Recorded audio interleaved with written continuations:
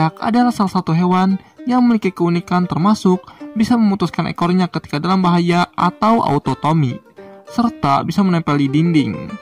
Hewan ini pun biasa kita jumpai di rumah maupun lingkungan sekitar.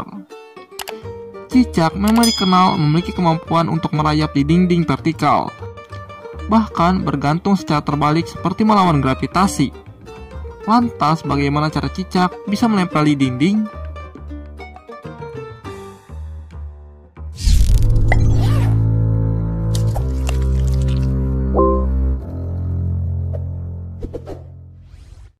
Cicak di dinding dapat menempel karena kakinya yang ditutupi oleh ratusan rambut halus mikroskopis kecil yang disebut stae.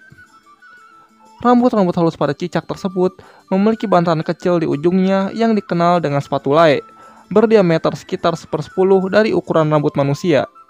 Menariknya, bantalan kecil ini dapat meningkatkan luas permukaan kaki cicak agar bisa menempel dengan erat di dinding dan membantunya untuk bisa merayap. Biasanya, cicak menggunakan gerakan memutar untuk menempelkan dan melepaskan kaki mereka dari suatu permukaan seperti langit-langit rumah. Sebab menempelkan kakinya saja tidak akan menahan mereka untuk tidak jatuh. Cicak juga diketahui menempelkan dan melepaskan kaki mereka di suatu permukaan sekitar 15 kali per detik.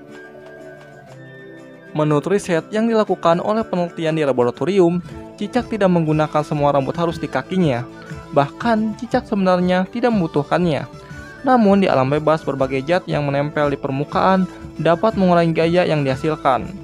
Misalnya, seperti lapisan lilin pada daun yang menyebabkan cicak harus menggunakan lebih banyak rambut halus atau stae.